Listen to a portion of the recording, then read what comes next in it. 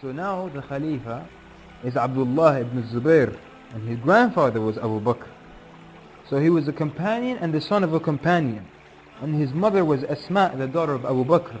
And his aunt is Aisha, the mother of the believers. And his grandmother from his father's side is Safiya bint Abdul Muttalib, the aunt of the Prophet ﷺ. And from his father's side, his grandfather is Al-Awwam ibn Khuwaylid, the brother of Khadija radiallahu anha. And he was born on the year of Al-Hijrah. And he was the first male to be born to the Muslims after the Hijrah.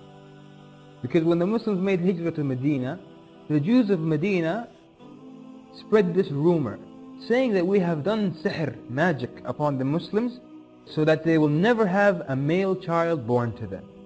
And they spread this rumor. And for a while, after the Muslims arrived in Medina, every time a child is born, it's a female. And every time a male is born, it dies.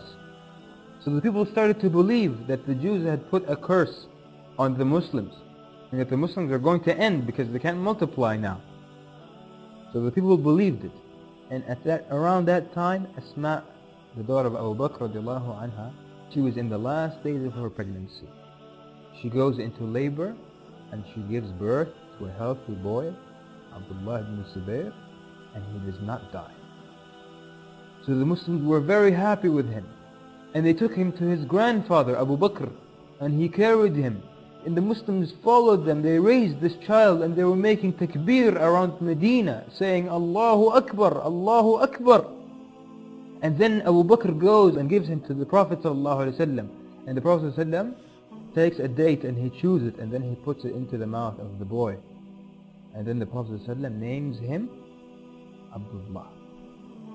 And they used to say that he used to resemble his grandfather Abu Bakr more than anyone. And the first word that Abdullah ibn Zubair uttered when he was a child was as-sayf, the sword. He was raised in the houses of a warrior, and the first word he said was as-sayf. And they used to say he would never leave as-sayf, meaning physically and not from his tongue. He would constantly be saying as-sayf or playing with the sayf. And for that reason he becomes one of the most magnificent warriors. And they used to say there were three things you could not challenge Abdullah ibn Zubair with: courage and ibadah, worshipping Allah, and his eloquence. And if you look in the books of fiqh, if you look under khushu', you will always find the mention of Abdullah ibn Zubair, because he used to never move in his salah. He is the one that they mentioned when he would stand for salah, the birds would come and sit on him, thinking he's part of the tree. An eyewitness says one time Abdullah ibn Zubair prostrated, and while he was prostrating, I read Al-Baqarah and Al-Imran and An-Nisa and Al-Ma'idah, and he still didn't raise his head from sujood. So now bay'ah is being given to Abdullah ibn Zubair. He goes to his mother, Asma, the daughter of Abu Bakr radiallahu anha. And he went to his mother, and she was over 100 years old, and she was blind. And when he entered the room, he gave her salam, and she replied to his salam. And then she asked him, where have the men of Al-Hujjaj reached? And he said, Inna fil mawti la raha. He said, oh my mother, in death I will find peace and tranquility. And then he said, oh my mother, all my companions have left me, hatta waladi wa ahli, until my own family and my children have left my side, and I only have a handful of people around me. وَقَوْمٌ يُؤْتِينِ مَا أُرِيدُ مِنَ الدُّنْيَا. And the people are ready to give me whatever I want from this dunya, meaning that they are allowing me to go wherever I want. فَمَاذَا رَأْيُكَ? What is your opinion, O my mother?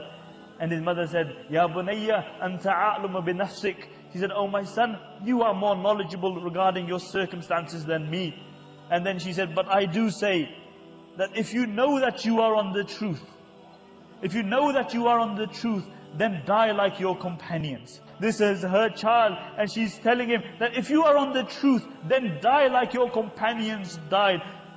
How long will you stay on earth? Being killed is better. This is a mother giving her son advice to be killed for what he believes in and for the sake of Allah. So then he told her mother, I fear that if the people of Asham kill me, that they may disfigure me. After I'm dead, they make them feel and crucify me. So she tells him, "Oh son, the sheep is not hurt by the skinning after death." Meaning after it's dead, it doesn't feel it when it's skinned. So go on your way and seek the help of Allah. And then when she said this, he stood up and he kissed her upon his forehead. And he said, "Oh my mother, Wallahi hadha ra'i." He said, "I swear by Allah, this is my opinion. And I have no desire to live in this dunya, for my aspirations is the hereafter. And all my life I have stood up for the truth. But all I wanted to know is your opinion, so that your opinion strengthens my opinion." And then his mother said, "Come closer, my son." And when he came closer to her, she embraced him. And when she embraced him, she felt that he had some metal armor on. And she said, "Oh my son, what is this? For people who want shahada, don't wear this." This is not the action of someone who wants martyrdom, and that's what you want. So he tells her, "I only put it on to make you not fear for me, so you would not fear for me." So then she says, "Remove it." And then she tells him, "Tighten your clothes so that your privates may not be uncovered." And he leaves saying, he says, "Inni إِذَا أَعْرِفُ يَوْمِي أَصْبِرُ وَإِنَّمَا يَعْرِفُ يَوْمَهُ الْحُرُّ." He says, "If I know the day I'm going to die, I will be patient upon that." And she hears him and she says, "Be patient, inshaAllah. Your fathers are Abu Bakr and Zubair, and your mother is Safiya, the daughter of Abdul Muttalib." So he goes out to fight. And the narrations mention that on that day, Abdullah ibn Zubair went out and he fought like 1,000 men. And he fights, and all of his friends fight, and they fought until they were killed, his friends. And the one who was defending Ibn Zubair the most, and fighting the most fiercely and ferociously, and was the last of his friends to die, was Abdullah ibn Muti'. And Abdullah ibn Muti' had run away in the battle of Al-Harra in Medina. We said it was a fierce battle in Medina. He ran away on that day, and this hurt him that he ran away on such a day. And he was fighting and he was saying, "أنا الذي فررت يوم الحرة والحر لا يفر إلا مرة." He was saying, "I am the one who fled during the Harra invasion, and a free man only runs on one occasion." And he refuses to withdraw on this day, the 73rd year after the Hijrah. And after he dies, Ibn Zubair was fighting by himself. And the narrations mention that Abdullah ibn Zubair, from noon until evening, he fought. He's fighting alone. And he's 73 years old, and they're not able to kill him. And every time they attacked him, he turned them back. So they said, "Wallahi, we have never seen fighting such as his. He is equal to 1,000 men. هَذَا ابْنُ أَبِيهِ." The enemy was saying, هَذَا ابْنُ أَبِيهِ. And this is the sentence that was said by the Prophet ﷺ. هَذَا ابْنُ أَبِيهِ, meaning he takes the characteristics and his manners, and he is like his father, as Zubair ibn al-Awwam radiallahu anhu. So then the time for Salah comes, and he tells them, "Let me pray." So they left him, and he prayed. And while he was praying, some of the dissolutes, they took stones and they threw it at him while he was praying. And some of the stones came and they flew right in front of his face. And he never moved. He did not move, not a little bit, the entire time that he prayed. And the stones came in front of his face, and they came and landed near him, and he never moved. He is the one who is mentioned in the ahadith of being focused in your salah. And then the fighting continues. The whole army of Al-Hajjaj against one man.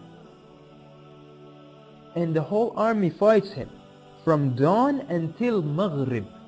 From dawn until Maghrib, an entire army cannot defeat one man. It shows what kind of a warrior he was. So they started to throw stones at him. And a huge stone struck him on his head, and he fell. And then he was on the floor and he was still fighting. And then they cut off his leg, and finally they martyred him. And the narration mentioned that when they martyred him, Makkah erupted with crying. Subhanallah, the day he was born, Medina erupted with happiness. And the day he died, Makkah erupted with crying. And Hujjaj ibn Yusuf as-Saqafi stood up and he said, "O people, know that Abdullah was the best of people. But when he rebelled against the Khalif, then he had to be removed from Makkah. For Adam was best of people, and when he rebelled against the commands of Allah, he was removed from Jannah. And Adam is better than Zubair, and Jannah is better than Makkah. See, twisted people. See, the very nature of twisted people is that they will always give you twisted analogies. And there was no man who was more twisted than Al-Hujjaj ibn Yusuf al-Thaqafi. He was the most twisted of people. And then the narrations mention that Hujjaj, he came to the mother of Abdullah ibn Zubair radiallahu anhu, and he wanted to break her resolve. And he said, how has Allah dealt with his enemy? And Asma radiallahu anhu, these were people who weren't scared of death. He said, you may have corrupted this dunya, but he has corrupted your akhirah. And then Al-Hajjaj took his body and he hung it in the entrance to Mecca. And people will pass by, and Ibn Umar radiallahu anhuma passed by, and the army is making takbir. They're saying, Allahu Akbar, Allahu Akbar. So he said to them, تُكَبِّرُونَ عِنْدَ مَوْتِهِ. You make takbir at his death? Wallahi, I have seen the Muslims making takbir at his birth. By Allah, the ones who made takbir at his birth are better than the ones who made takbir at his death. And he would pass by him every time as he is hung, and he would say, Assalamu alayka ya Aba Khubayb. Assalamu alayka ya Aba Khubayb. Assalamu alayka ya Aba Khubayb. Every time he passed by, he greeted him 3 times. And all of Mecca would greet him as they passed. And people told Al-Hajjaj, bring him down. And he said, no, until his mother pleads with me. And then the narration mentioned that there was a beautiful fragrance coming from his mutilated body. And what the men of Hujjaj did is they tied a cat around his waist. A dead cat. And the narration mentioned that the fragrance was so beautiful that even over the stench of the dead cat you could smell this fragrance. You could smell this fragrance. And then they went to Al-Hujjaj and they said, Hujjaj, now take his body down, it's been up for days. And Hujjaj said, I swear by Allah, I swear by Allah, I will not take it down until Asma comes and begs me. And when they told Asma radiallahu anha, she said, take me to where my body of my son is. Because she was blind at the time. And they took her to where the body of her son was. And she made dua for her son. And then she said, Ama ana li hadha al-faris an yanzil.